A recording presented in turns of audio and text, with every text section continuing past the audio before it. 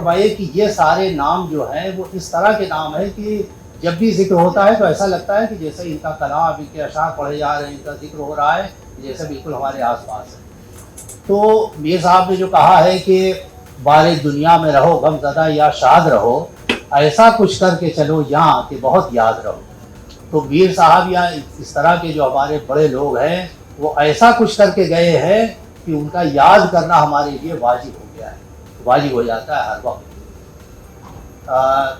خلیل الرحمان صاحب بھی تشریف لائے ہیں، ان کا بھی استقبال کرتے ہیں۔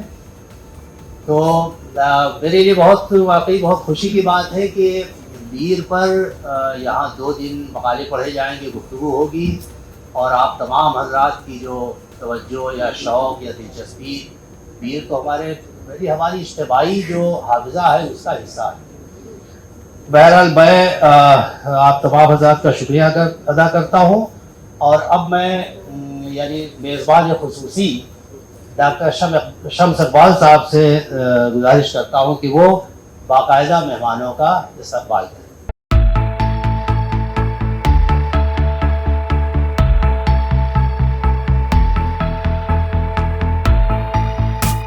جامعہ ملیہ اسلامیہ اور خواتین و حضرات، قومی کونسل برائے فروغ اردو زبان کے زیر اہتمام اور شعبہ اردو جامعہ ملیہ اسلامیہ نئی دہلی کے اشتراک سے 2 روزہ قومی سیمینار بعنوان چلو تک میر کو سننے میں آپ تمام خواتین و حضرات کا تہہ دل سے خیر مقدم ہے۔ آپ جیسے علم اور ادب دوست بزرگوں اور دوستوں کی تشریف آوری سے آج میں بے انتہا خوشی اور فخر محسوس کرتا ہوں۔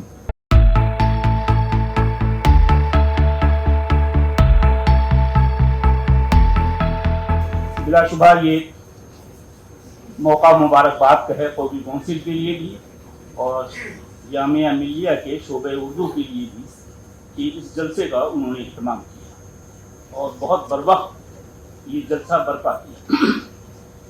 300 برس میر صاحب کی مدت کو گزر چکے ہیں۔ ان 300 برسوں میں بہت سے موقع آئے، بہت سی کتابیں آئیں، بہت سے خصوصی نمبر شائع ہوئے، بلکہ مجھے تو حیرت ہوتی ہے کہ ابھی گزشتہ دنوں میر کے جو خصوصی شمارے شائع ہوئے ہیں اور ان کے جو مشمولات ہیں حیرت انگیز۔ ابھی اطلاع آئی پاکستان سے کہ صحیفہ جو ان کا بہت اچھا اور معیاری رسالہ سمجھا جاتا ہے، اس کا خصوصی نمبر میر کا شائع ہوا اور تقریباً 600-700 صفحات پر مشتمل ہے۔ مضامین بہت اچھے ہیں۔ ابھی آپ کی جامعہ ملیہ کے ایک استاد نے میر پر ایک مضامین کا ایک اچھا انتخاب تیار کیا، صدر الہدیٰ نے۔ صدر الہدیٰ کا بھی کام بہت اچھا ہے۔ اگر سوچا جائے میر کے کلام کے بارے میں، میر کی شعری خصوصیات کے بارے میں یا میر کے شعری امتیازات کے بارے میں، تو دیدنی ہے، یعنی بہت سے ایسے پہلو ہیں جو ابھی بیان نہیں، ناگفتہ ہیں، جن پر ابھی روشنی نہیں ڈالی گئی، جن پر ابھی بات نہیں کی گئی، اور بعض باتیں تو سرسری کہہ دی گئی کہ میر بہت سہل انگار ہے، بہت سہل زبان لکھتا ہے، عام زبان لکھتا ہے، عمومی زبان لکھتا ہے، بلکہ تذکروں میں سودا کے متبعین اور ان کے شاگرد اور ان کے قائل ان کے شاگردوں نے تو یہ تک کہا بھائی سودا جو ظہوری اور نظامی کی زبان میں قصیدے کہہ سکتا ہے، اس پر آپ لوگ میر کو ترجیح دیتے ہیں جس کی زبان، جس کا لہجہ، جس کی گفتگو سب عوامی ہے۔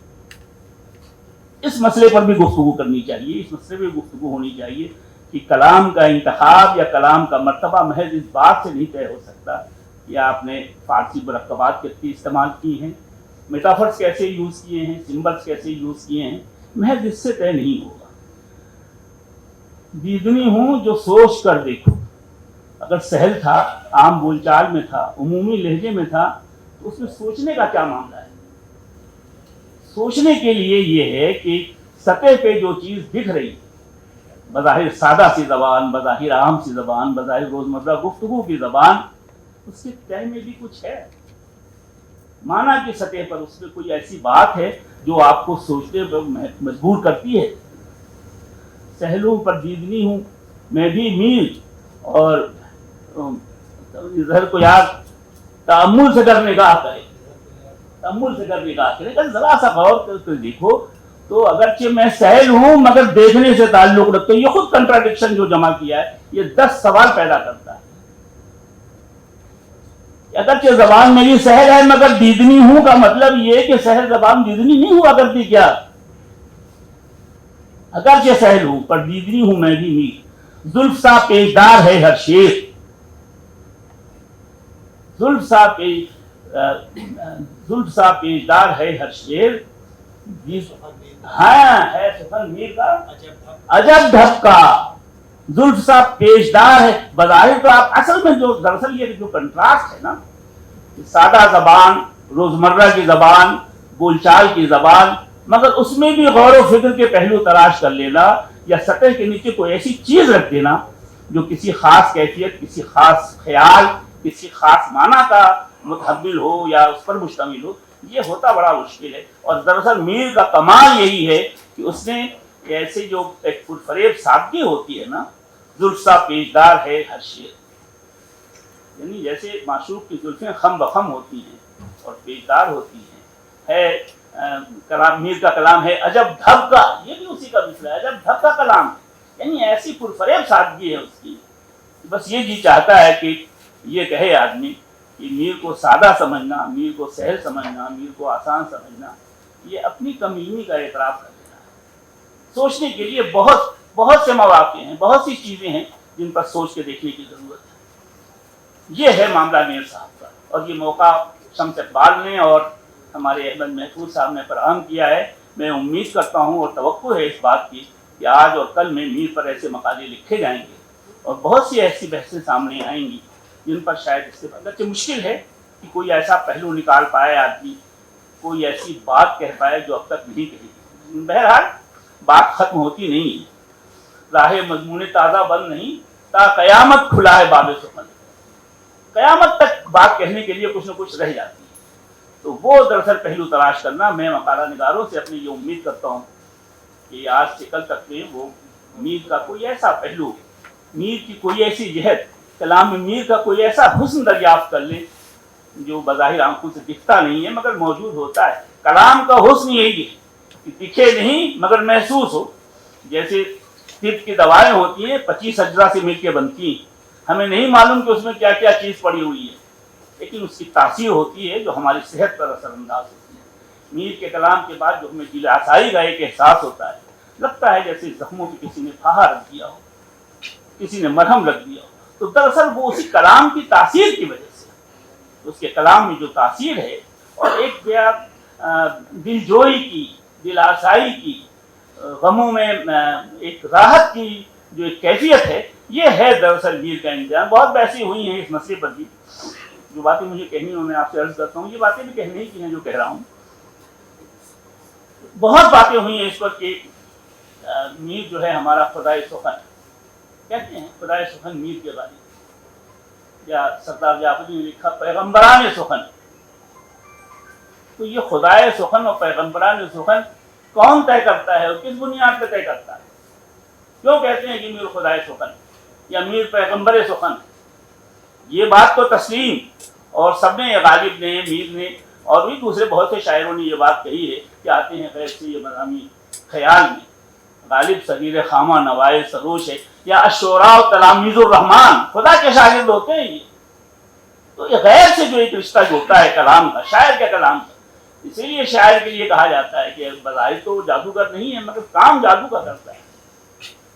آپ کی قلب ماہیت کر دیتا ہے، آپ کی فکر کے دھارے کو موڑ دیتا ہے. غم میں آپ کو ایک راحت کا احساس ہوگا. راحت میں سوئے ہوئے انسان کو اس کا احساس دلا دے گا کہ تم راحت میں نہیں ہو، بڑی اذیت ہے. اگر تمہارے پاس سمجھ ہے، تم دیکھ سکتے ہوتے ہیں. تو خدائے سخن کے بارے میں بہت سے لوگوں نے مختلف باتیں کی. تفسیروں میں بھی کہیں کہیں اس کا ذکر آیا ہے کہ میر خدائے سخن اس لیے ہے، اور ہمارے سب سے بڑے ناقد نے بھی یہ بات کہی کہ اس نے کئی اصناف میں طبع آزمائی. غزل کہا ہے، مرثیہ کہا ہے، قصیدہ کہا ہے، مثنوی کہی ہے، اور غزل میں تو خیر اس کا کوئی جواب ہی نہیں. چونکہ مختلف اصناف میں میر نے طبع آزمائی کی، اس لیے وہ خدائے سخن ہے. جبکہ دوسرے شاعروں نے اتنی اصناف میں طبع آزمائی نہیں. ایک بس ہلکی سی بات میں اس میں یہ کہنا ظاہر ہے کہ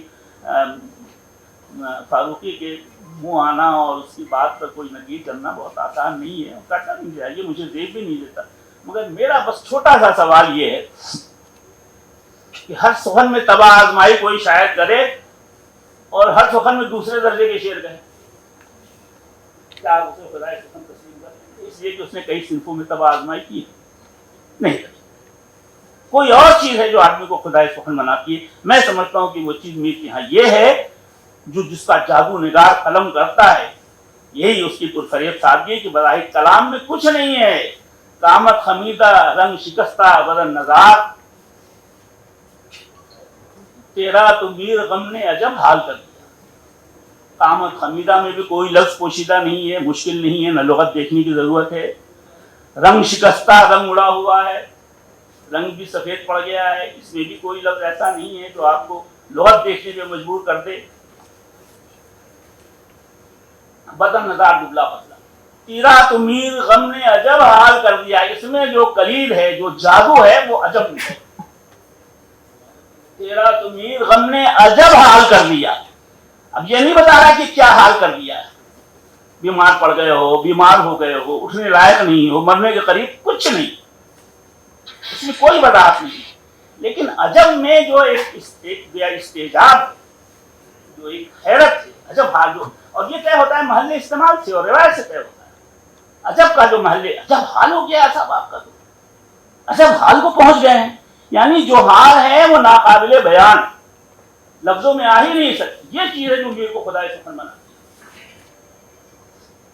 لفظوں کو یعنی عام استعمال کے لفظوں کو سیاق و سباق کی مدد سے، روایت کی پشت پناہی سے اس سطح تک لے جاتا ہے جو کریٹو لینگویج بن جاتی ہے۔ یہ ہے بے کمال میر کا جو اس کو خدائے سخن بنا ہے۔ ورنہ یہ کہ اسناف میں تو بہت سے لوگوں نے بہت سی باتیں کہی، مثنوی کہنے والوں کی بھی کمی نہیں ہے، قصیدہ کہنے والوں کی بھی کمی نہیں ہے، لیکن کسی کو بھی خدائے سخن کہنے میں ہمیں تأمل ہوتا ہے، زحمت ہوتی ہے۔ وجہ اس کی یہ، اور میر کو جو اولاً تو یہ کہنی ہی نہیں چاہیے کہ خدائے سخن ہو، ہم ہیں کون اس طرح کے ڈگری دینے والے اور اس طرح کا مرتبہ متعین کرنے والے، لیکن بہرحال چلیے، تو یہ ہے جو گویا میر کا امتیاز ہے، اور میر صاحب نے بھی اپنے کلام میں بار بار اسی طرف توجہ دلائی ہے کہ اگرچہ سہل ہیں پر دیدنی ہیں ہم بھی میر، تو یہ پر دیدنی والا جو سیکشن ہے، جو حصہ ہے، وہ ہے دراصل میر کو خدائے سخن بنانے والا۔ عام زبان میں ایسے امکانات دریافت کر لینا، اس کی تہوں کو کھول دینا، لفظوں کو اتنا ایکسپلائٹ کرنا کہ ان کے معنی کہیں سے کہیں پہنچ جاتے ہیں۔ میر کو تم ابس اداس کیا، ایسے وحشی کہاں ہے خوباں، نہ وحشی کا لفظ مشکل، نہ اے میں کوئی زحمت، میر کو تم ابس اداس کیا۔ اب یہ ابس جو ہے نا، یہ ہے دراصل کیفیت، یہی میر کا امتیاز ہے اور میر کی خوبی ہے کہ ابس اداس کیا میں جو ایک خود کلامی کی کیفیت ہے، ایک تعصب کی کیفیت ہے، یہ اس دوسرے کو جادو بنا دیتی ہے، عجب تاثیر رکھتی ہے۔ میر کو تم، اور تعصب ہے اس بات کا، یہ اپنے بارے میں بھی میر کہہ سکتے ہیں یا کوئی دوسرا شخص میر کے بارے میں کہہ رہا ہے کہ ایسے لوگ دنیا میں ملتے نہیں ہیں بھائی دیکھنے میں، اور کیسے لوگ، ایسے وحشی جو کسی کے قابو میں نہیں آتے، وحشی ایسے ہی شخص کو کہتے ہیں جو کسی کے قابو میں نہ آئے۔ ہرن کو وحشی اسی لیے کہتے ہیں کہ آپ کے قدموں کی آہٹ ہوئی اور اس کے کان کھڑے ہوئے، چوپڑنے ہوئے، بھاگنے کے لیے تیار، ایسے یا ہوئے رم خوردہ کی وحشت کھونی مشکل تھی۔ وحشت یہی، کسی سے مانوس نہ ہونا، کسی سے دل نہ لگانا، کسی سے مخاطب نہ ہونا، بلکہ کوئی قریب آیا تو فوراً محتاط و چوکنے ہو جانا، یعنی ایک طرح کی جو آرائش ہے نا، اور ایک طرح کا تکلف ہے، اس سے جب عاری ہوتی ہے کوئی چیز تو کہتے ہیں کہ اس کے یہاں وحشت بہت ہے۔ معشوق کے لیے وحشت کا لفظ اسی لیے استعمال کیا جاتا ہے، اس نے اپنے لیے استعمال کیا ہے میر نے، ایسے وحشی کہاں ہے، اے معشوقو، اے حسینوں، اے محبوباؤ، ایسا وحشی دنیا میں کھوجنے سے نہیں ملے گا، کسی سے منہ نہیں لگتا، کسی سے بے تکلف نہیں ہوتا، کسی سے ہم کلام نہیں ہوتا۔ میر تمہارے قریب آیا تو تم نے اس کے ساتھ ایسا سلوک کیا، میر کو تم ابس اداس سے، بلا وجہ بہت ہی نازک اور نامناسب بات ہے۔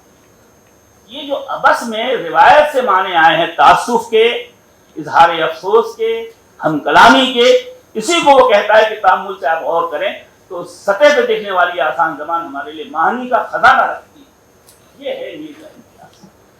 ये इम्तियाज नहीं कि उसने फला मेटाफर इस्तेमाल किया, फला सिमली इस्तेमाल की, फला अलामत इस्तेमाल किया, फला क्रिएटिव लफ्ज इस्तेमाल, फला जदलियाती लफ्ज इस्तेमाल किया। ये तो सभी शायर करते हैं। कि शायर ने इस्तिआरा इस्तेमाल नहीं किया है, कि शायर ने अलामत इस्तेमाल नहीं की, कि शायर ने पैटर्न नहीं बनाए, सब ने बनाए। और खुद मीर साहब ने अपने यहाँ जिन चीज़ों को निशानजद किया है, अंडरलाइन किया है, वो अपनी सादगी। और फिर ये भी कहा है कि ये बहुत फरेब सादगी है, बहुत धोखा देने वाली सादगी है, आपको बहुत धोखा देगी, लगेगा कि कुछ नहीं है और अंदर उसके बहुत कुछ है।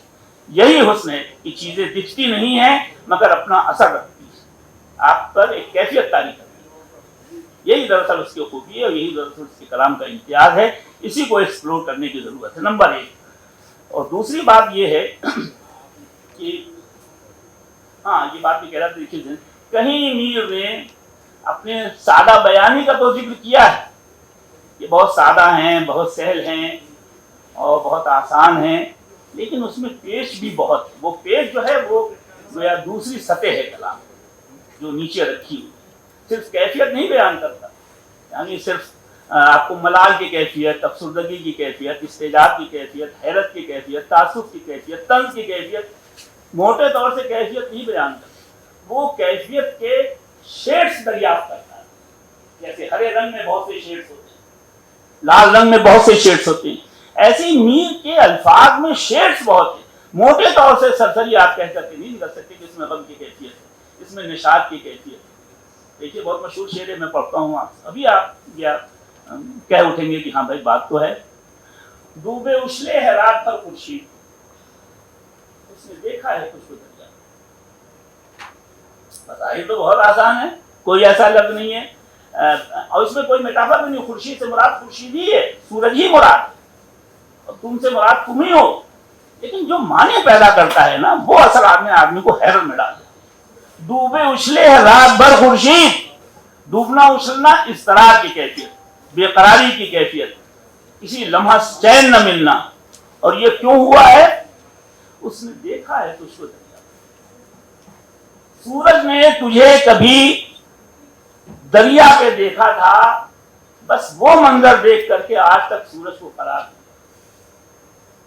महबूब के बदन को सूरज से, सोने से या किसी और रंग से तशबीह देते हैं ना, ये सब मानी इसके अंदर मौजूद है।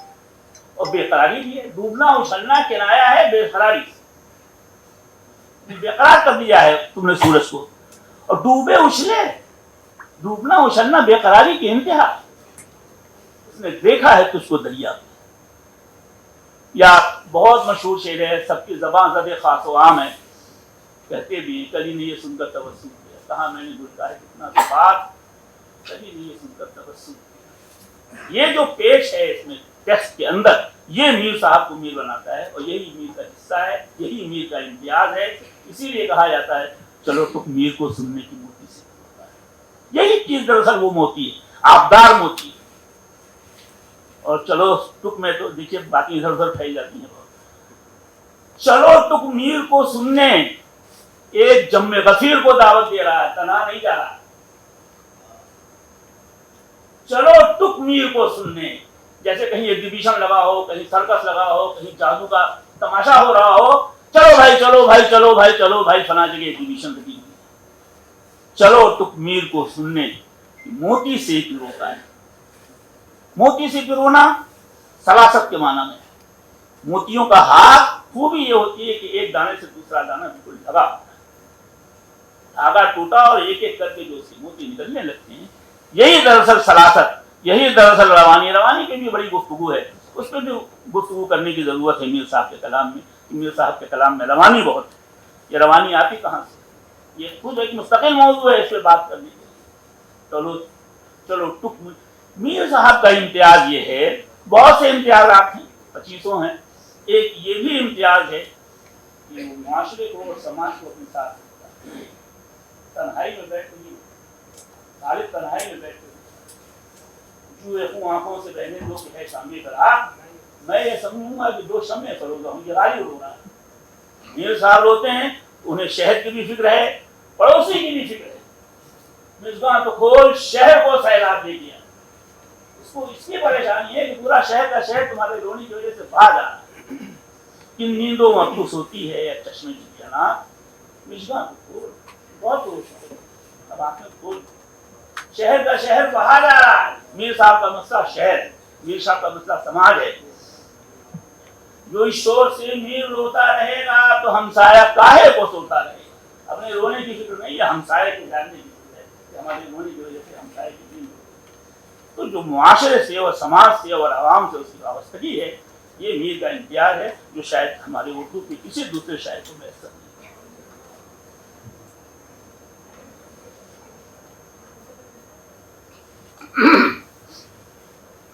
बेहतर गौर करने की बात यह है, स्कॉलर्स के लिए जो पेपर पढ़ने वाले हैं, जाहिर कि वो तो लिख चुके हैं, उसमें क्या लिखेंगे, लेकिन इस पर गौर करना चाहिए और इस पर देखना चाहिए कि मीर साहब ने अपनी सहल ज़बान का तो जिक्र किया है कई जगह, फनकारी का तो जिक्र किया है,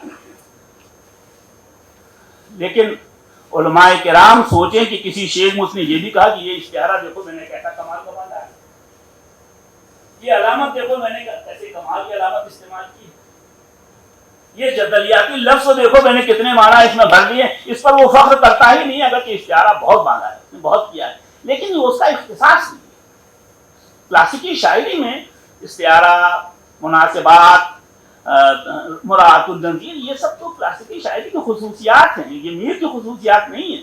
जितने क्लासिकी शायर हैं, सौदा है, दर्द है, या उससे पहले का आरजू हैं, आबरू हैं, सबके यहाँ ये चीज़ें आपको मुनासिबात वगैरह और रहती वगैरह मीर के यहाँ भी है। इसको वो अपना इम्तियाज नहीं कहता, अपना इम्तियाज तो वो कहता है भाई सादा जबान में जादू जगा दीजिए। वही लफ्ज़ जो है जो पूरी कल्ब माशियत कर देती है सिचुएशन की, एक खास तरह का पैकर तलाश कर देता है, खास तरह का की इमेज मंजर आपके सामने रख देता है। सुबह तक शम्मा सर को धुनती रही, क्या पसंदी है, सुबह तक शम्मा सर को धुनती रही। सर धुनना क्या चीज होती है, सर पीटना नहीं है, सर धुनना और सर पीटना अलग चीज। सुबह तक शम्मा सर को, क्या पतंगे ने इल्तिमास किया, 75 चीजें आप निकाले कि पतंगा शम्मा से कह जा सकता है, क्या बात उसने उसके कान में ऐसी कह दी कि शम्मा सर धुन रही है। सर धुनने के माना अगर जानने हो तो खुद मीर की तरफ रुजू कीजिए, पढ़ते किसी को सुनिएगा, दूसरी तरफ सर धुनिएगा। सर धुनना एक निशात की, एक बहजत की, एक सरखुशी की कैफियत होती है। क्या बात कानों में कह दी है पतंगे ने शमा के, तो वो सर धुने। तो ऐसी बात कही होगी जो शमा के दिल की हो या शमा भी चाहती हो, वरना खुश होने की तो कोई बात नहीं है। आमतौर से तो आशिक और माशूक एक दूसरे से बहुत दूर दूर रहते हैं भाई, बात सुन, और क्लासिकी शायरी का माशूक तो बात सुनता ही नहीं।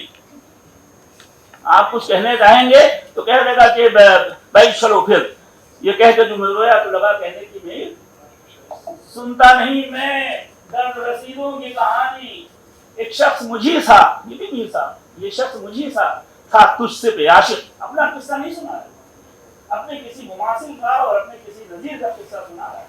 एक शख्स मुझी था तुझसे पे आशिक, माशूक के पास गए हैं और ये कह रहे हैं कि भाई एक वाकया हुआ। क्या वाकया हुआ, मेरे जैसा एक आदमी था और वो तेरे जैसे एक माशूक पर फरिश्ता हो गया। एक शख्स मुझी था तुझसे पे आशिक, वो उसकी वफा पेशगी, वो उसकी जवानी बहुत वफा पेशा था। ये कह के जो रोया, बस ये है जादू। तीसरा किस्सा, ये कह के जो रोया तो लगा कहने न कहनी, सुनता नहीं मैं दर्द रसीदों की कहानी। माशूक से मैं सच्चा ही कहा था कि मेरे जैसा एक आदमी तुझ जैसे एक माशूक पर फरिश्ता था, वाला वो शहदा था, जान छिड़कता था।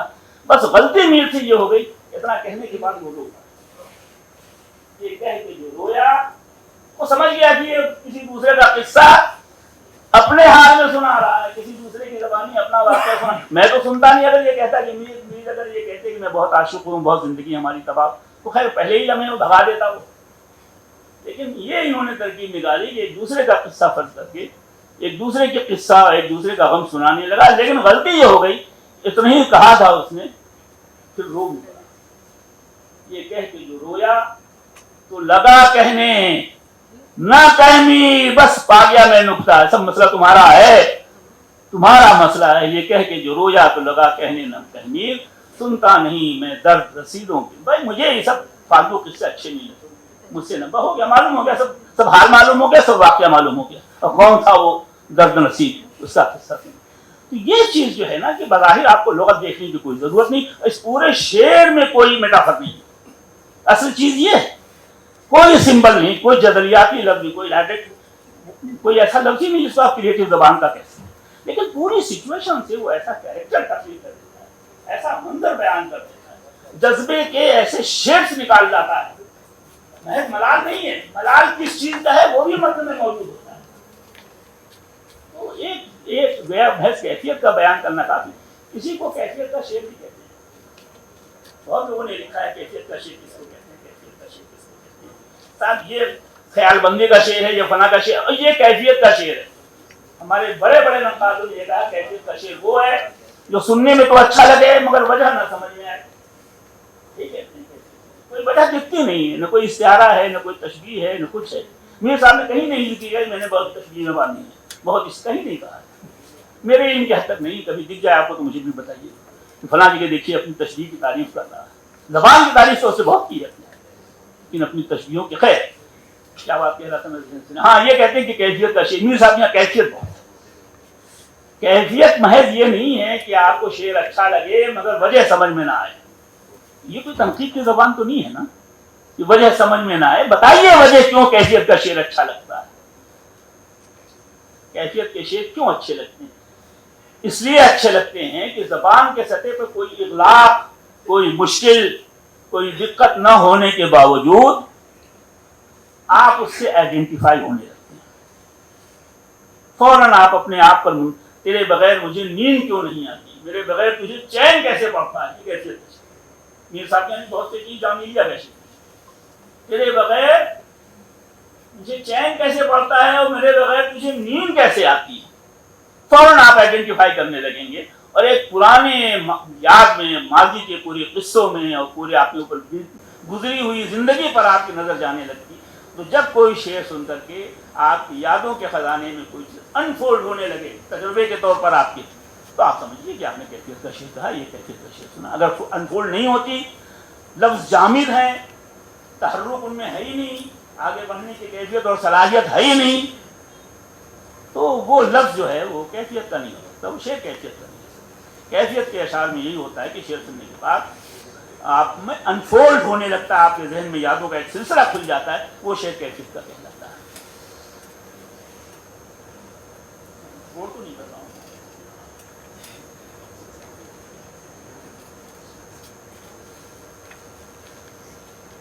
چلیے بس ایک بات آخری میں کہہ،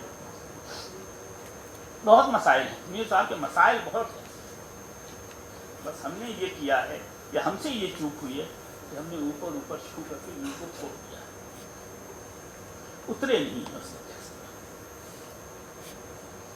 شبلی نے لکھا ہے روانی بھی میر صاحب اس کو بھی نشان زد کرتے ہیں کہ میرے اشعار میں روانی ہے، بہت کہا ہے، اب یہ بھی مطالعے کا ایک پہلو ہے کہ آپ دیکھیں کہ میر نے اپنے اشعار میں یا اپنے کلام میں کن خوبیوں کو نشاندت کیا ہے، انڈر لائن کیا ہے، ان کو پڑھنے کی ضرورت ہے، جلوہ ہے مجھی سے لبے دریائے سخن پر،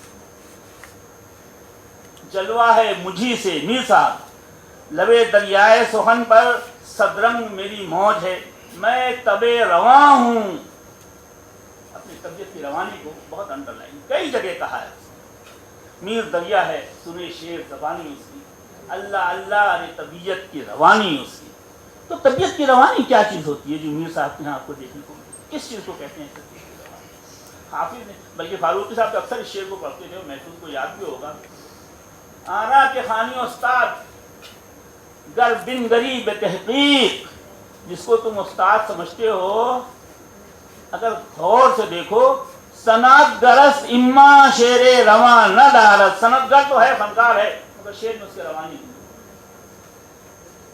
صنعت گری اور روانی دو چیزیں ہیں، صنعت گرس، صنعت گر تو ہے مانتا ہوں، اس کے یہاں صنعت تو بہت ہے، لیکن شعر کی روانی نہیں، شعر کی روانی پر بہت سے لوگوں نے لکھا ہے،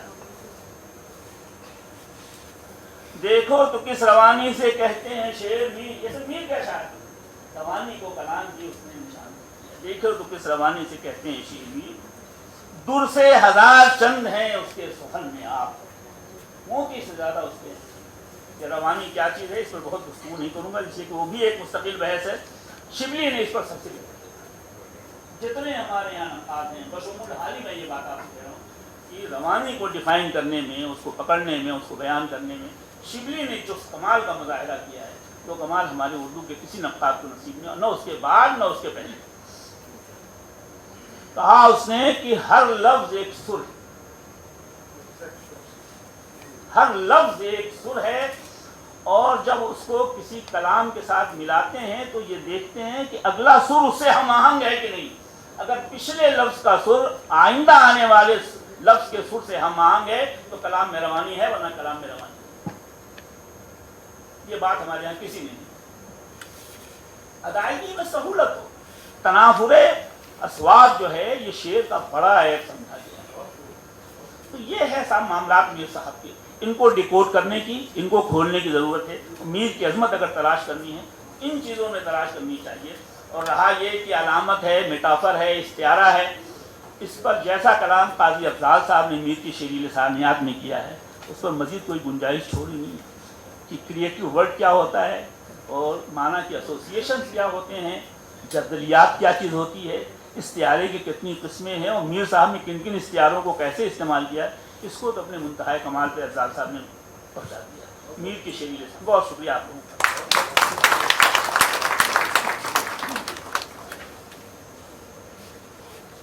जवान साहब ने अपनी गुफ्तगू में बहुत ही बामानी, बहुत ही उम्दा इशारे की है। और मैं समझता हूँ कि हालांकि अभी जिक्र आया शम्स अब्बाल साहब की गुफ्तगू में और जवान साहब की गुफ्तगू में भी, इस वक्त वाकई इस महफिल में बहुत बड़ी अगर कोई कमी हम महसूस कर रहे हैं तो शम्सुर रहमान फारूकी की अदम मौजूदगी है। और इसमें तो कोई शक ही नहीं है कि मीर पिछले 100 साल, 125 साल यानी आब हयात से अगर देखा जाए तो मीर पे बहुत काम हुए, लेकिन मीर की जो बाज़याफ्त है, मीर को पढ़ने का जो बिल्कुल एक नया अंदाज़ है, ख़ास तौर से अपनी क्लासिकी शायरी के दायरे में रख करके और मीर को नए सिरे से ज़माने के सामने, दुनिया के सामने पेश करने का जो गैर मामूली कारनामा हमारे ज़माने में अंजाम दिया फारूकी साहब ने, उसकी कोई मिसाल नहीं मिलती। और ये उनकी ज़ाहिर वही किताब जो मशहूर ज़माना किताब, बल्कि शोहरा आफाक किताब है, शेर शुरंगेज़, जिसको शाया करने का शरफ़ कौमी काउंसिल के को है। तो काश फारूकी साहब यहाँ होते तो शायद इस महफिल की जो रौनक है और इसकी मानवियत है। बहरहाल इस सेमिनार को हम ये भी कह सकते हैं कि यह सेमिनार जो है मीर साहब के लिए भी खराज अक़ीदत है और फारूकी साहब के लिए भी खराज अक़ीदत है। तो जवान साहब ने बहुत उम्दा, बहुत बामानी, बहुत कारामद गुफ्तगू की और उम्मीद है कि इसी तरह फिर अगले इजलासों में भी मकाले पढ़े जाएंगे। अब मैं बहुत बसद एहतराम प्रोफेसर अब्दुल हक साहब से गुजारिश करता हूँ कि वो तशरीफ़ लाए। बिस्मिल्लाहिर्रहमानिर्रहीम। दोस्तों और अज़ीज़ों, ये भी मैं समझता हूँ कि अखलाक़ी अजायबात में से है। एक इक़बाल परस्त को मीर के महफिल में तलब किया जाना शायद आबरू का इम्तिहान है। लेकिन मैं आपसे अर्ज़ करूँ कि वो मैंने जो बात मरहूम शमशुर रहमान फारूकी से कही थी या शमीम हनफी से कही थी, वही मैंने अपने ज़मीर पर भी दोहराई है। इन अजीज़ों से ये कहा था कि जब तक आप इक़बाल पर नहीं कुछ लिखेंगे आपकी मग़फ़िरत नहीं होगी। चुनांचे शमीम हनफी साहब की भी किताब और फारूकी साहब की किताब आई, और ये उनके लिए नहीं है अजीज़ों, ये सलाह आम है और सबके लिए, हमारी आपकी आजमाइश में इसमें है। मैं कुछ बैठे बैठे ये इत्तेफाक सूझी, ये देख रहा हूँ ये महफिल तो एक अजीब नुक्ते की तरफ इशारा करती है। मजनू गोरखपुरी मेरे उस्ताद थे गोरखपुर यूनिवर्सिटी में। बज़ाहिर वो इक़बाल परस्तों में से थे, इक़बाल के नाक़िद नहीं थे, इक़बाल की किताब भी है, लेकिन मीर पर कोई किताब न होने के बावजूद उनके दोनों मज़ामीन मीर शनासी की तारीख़ में हरफ़े अव्वल। दूसरी बात जो उसने इत्तफाक की है कि मेरे उस्ताद प्रोफेसर महमूद राही साहब ने निकातुल शोरा को मुरतब किया। ये वही जगह है और वही दानिशगाह है। और आज मज़ीद हुस्न इत्तफाक ये है कि काजी बिरादरान भी ये हैं जो मीरियात में से हैं। ये भी गोरखपुर यूनिवर्सिटी के परवरदा पामाल कहिए, ये वही के लोग हैं। और अजीब बात यह है, ज़रा आप इसे गौर फरमाएं, ये उस सरज़मीन की बरकतों में है या रेशाहाए खून में ये शामिल है। ये जो हमारे अजीज़ बैठे हुए हैं जिनको हम मीर ही कहते हैं, शायरी के एतबार से भी तहरीर के एतबार से अहमद महफूज साहब भी उसी दयार के हैं, इलाहाबाद के। और अजीब बात है कि शमसुर रहमान फारूकी का भी सिलसिला उसी दयार से। और हद यह है कि हमारे ख्वाजा अहमद फारूकी, जिनकी डॉक्टर सैयद अब्दुल्ला के बाद पहली किताब है, जिनके ज़ेर साया हम लोगों की तरबियत हुई है, पूरी एक नस्ल की तरबियत हुई है, वो किताब जब दिल्ली आया 1965 में, तो जाहिर है कि फारूकी साहब इस किताब से साबका पड़ा। मस्जिद गोरखपुरी के बाद महमूद राही साहब की जो निकातुल शोरा है वो दिल्ली से ही मैंने शायद। खैर, फारूकी साहब इससे पहले 1980 में इत्तफाक यह है कि मीर शनासी का जो संग अव्वल है वो डॉक्टर सैयद अब्दुल्ला से मुलाकात हुई पंजाब यूनिवर्सिटी में। जाहिर है कि नक़्द मीर से आज तक मेरी नज़र में नक़्द मीर से बेहतर तनकीदी किताब मीर को नहीं लिखी गई। और मज़े की बात यह है कि अलीगढ़ यूनिवर्सिटी के ये दो साहिबान इल्म ने, काजी साहब ने जिस तरह इस सिलसिले को फैलाया, और आज मुझे बेहद खुशी है अजीज़ों या दोस्तों ये कहने में, उसी दानिशगाह से आज मीर शनासी का एक सबसे कद्दावर शख्स प्रोफेसर शहाबुद्दीन साकी, मुझे उन पर फ़ख्र बेजा भी जायज़। उनकी किताब हुई जो फ़ारसी मीर की, हम उर्दू शायरी की का जिक्र करते हैं कि उनकी फ़ारसी शायरी, फ़ारसी तहरीरों का, जबकि अब फ़ारसी हमारे लिए बेगाने उर्फ़ी की तरफ से है, 900 सफ़े की किताब मुरतब करती। और जाहिर है उनकी पहली किताब भी मीर शनासी, हम उनको खराज अक़ीदत पेश करते हैं और उन पर फ़ख्र करते हैं कि अभी हमारे असातिज़ा की सफ़ों में कुछ ऐसे ज़ी वक़ार और होनहार लोग हैं जो मीर ही नहीं, हर फ़न, हर सिन्फ़ और हर फ़िक्र की तरफ मुतवज्जे हैं। और आज इस बात की मज़ीद खुशी है कि ये डॉक्टर शम्स आलम साहब ने मीर पर ये महफिल सजाकर एक बड़े मुस्तक़बिल की निशानदेही दी है। लेकिन मैं अपना एक ज़ाती मुशाहिदा आपसे करता हूँ कि मैंने भी मीर पर एक मज़मून लिखा और तभी पढ़ा दरसी ज़रूरत है। लेकिन मीर की अभी काजी अफजाल साहब ने बेहद ख्याल अफरोज़ गुफ्तगू की, बड़ा जी खुश हुआ। लेकिन दोस्तों, मीर सिर्फ इसी का नहीं है। आज के ज़माने में, जो हर ज़माने में मीर की शायरी का जो एक फ़िक्री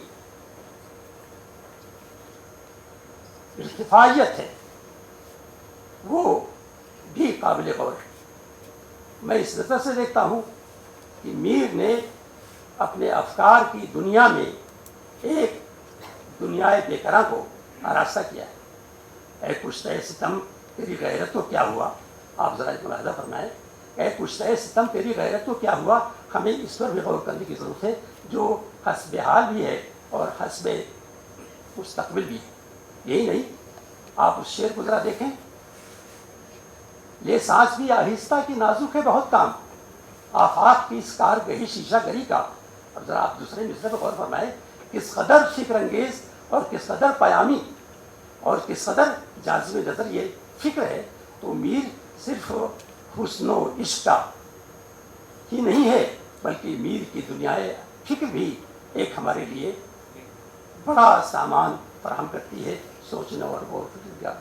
मैं आप अजीज़ों का शुक्रगुज़ार हूँ कि आपने मीर की महफिल में मुझे मदऊ करके मुझे शर्मसार भी किया है। लेकिन मैं आपसे अर्ज़ करूँ कि मेरे ममदूह ने भी, इक़बाल ने भी मीर का एक शेर नक़्ल किया है। ये 1904 की बात है جب اہل لکھنؤ نے اقبال کی شاعری، اقبال کے زبان و بیان پر اعتراض کیا تو اس اعتراض کے جواب میں جہاں تقریباً 80 شعراء کے اشعار کا حوالہ دیا ہے، ذرا اقبال کے مطالعے کو دیکھیے، 1904 میں، ابھی جوان ہے 24 سال کے، 80 شعراء کا حوالہ دیا اور لکھنؤ کے اہل زبان کے اعتراضات کا جواب دیا. اس میں میر کا ایک شعر ہے، تو ہماری نسبتیں اقبال کے واسطے سے، گورکھپور کے واسطے سے، علی گڑھ کے واسطے سے اور دہلی کے واسطے سے بڑی مستحکم ہیں. خدا آباد رکھی اس مقام.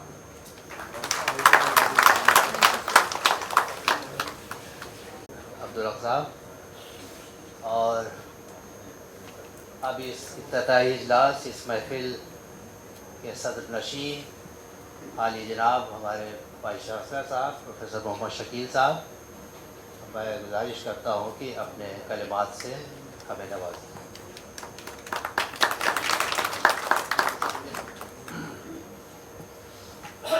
السلام علیکم. صدر شعبہ اردو NCPL کے ڈائریکٹر،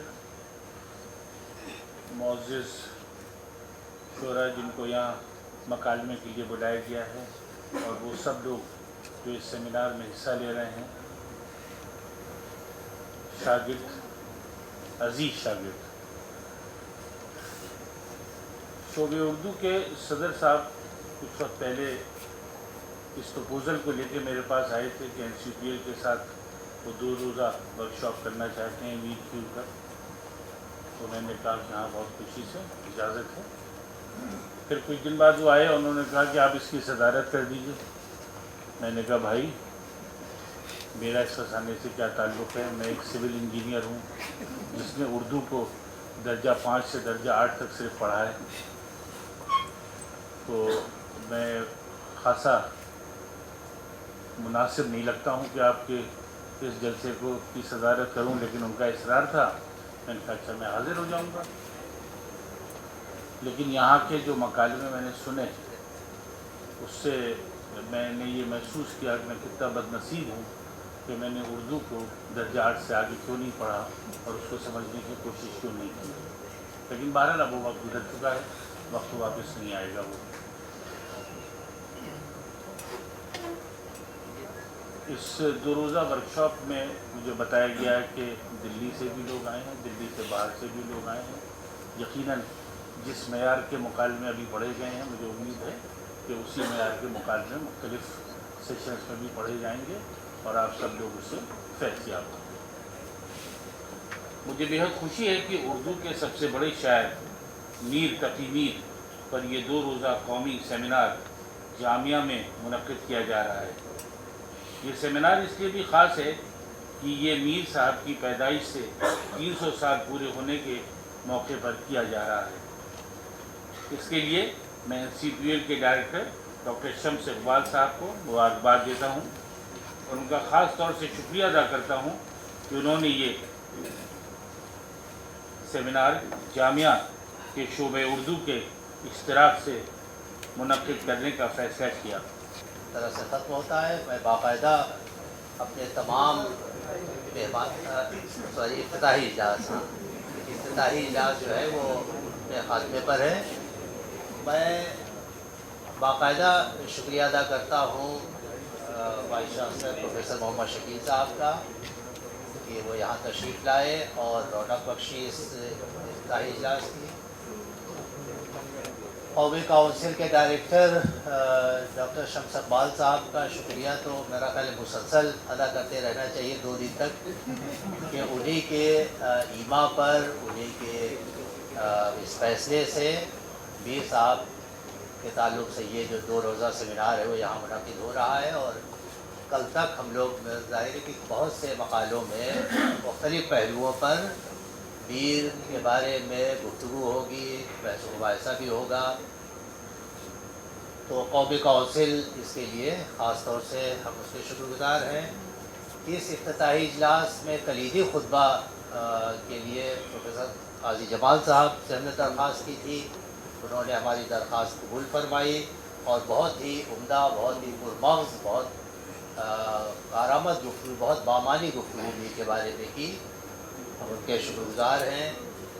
प्रोफेसर अब्दुल हक साहब यहाँ तशरीफ़ लाए, इस किब्रसिनी के बावजूद यहाँ तशरीफ़ फरमा है। उन्होंने अपने ख़यालात का इज़हार किया, सेमिनार में शरीक रहे। हम उनके ममनून हैं।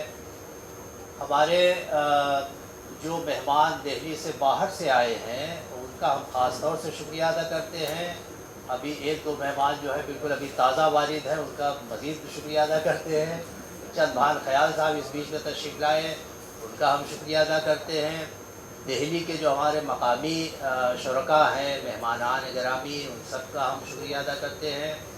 और तमाम अपने शोबे के साथी यहाँ सब मौजूद हैं। जामिया एडमिनिस्ट्रेशन के हम शुक्रगुज़ार हैं कि इस सेमिनार को मुनाकिद करने के सिलसिले में जो भी चीज़ें हमारे लिए ज़रूरी थी उसमें पूरी तरह उनका ताउन रहा। Horticulture department, registrar office, BC office, जितने भी लोग इसमें उनका ताउन रहा, हम उनका बहुत शुक्रिया अदा करते हैं। और अब इसके बाद चाय का वक्फा होगा, उसके बाद फिर पहला बाकायदा इजलास शुरू होगा 12 बजे। बहुत शुक्रिया। 300 ईयर्स मीर तकी मीर के होने के लिए NCPL के डायरेक्टर हमारे साथ हैं, शमस इकबाल भी। इनको जानेंगे कि ये कोलैबोरेशन में आपने कैसे ये आइडिया आया। असल में ये तो मैंने अपने इस्तकबालिया में ये बात कही थी कि मीर को 3 सदी गुजर गए, मीर की पैदाइश के 3 सदी गुजर गए और मीर से बड़ा उर्दू में कोई पोइट पैदा नहीं हुआ। इसीलिए इसको खुदाए सुखन कहा जाता है।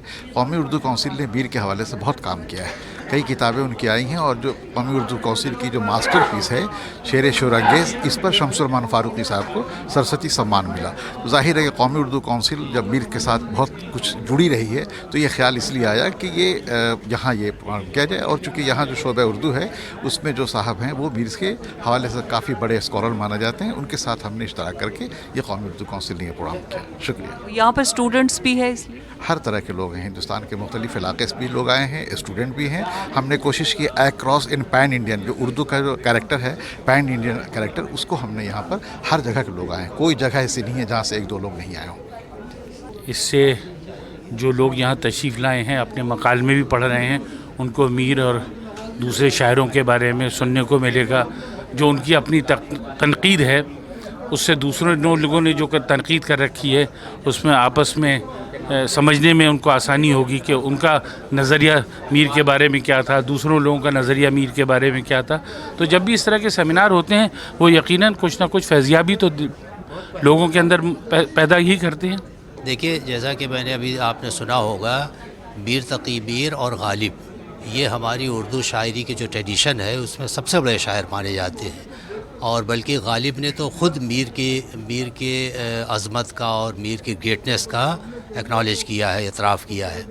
तो जाहिर बात है कि मीर और गालिब जो है वो हमारे तमाम भी जितने भी हायर लेवल के एकेडमिक फ़ील्ड है उसमें मीर और गालिब हमेशा पढ़े जाते हैं, पढ़ाए जाते हैं, उनके बारे में गुफ्तगू होती है, रिसर्च होती है। इस तरह के जो सेमिनार है मीर के बारे में, ये जो सेमिनार हो रहा है, इससे इसलिए बहुत फ़ायदा होगा कि मीर को नए सिरे से जो हमारे नए स्कॉलर्स हैं वो मीर के बारे में क्या सोचते हैं, क्या लिखते हैं, मीर को कैसे पढ़ा जा रहा है, उनके यहाँ क्या खूबियाँ हैं, इन सब चीज़ों के बारे में उनको बहुत अच्छी तरह नई मालूमात हासिल होंगी। शुक्रिया।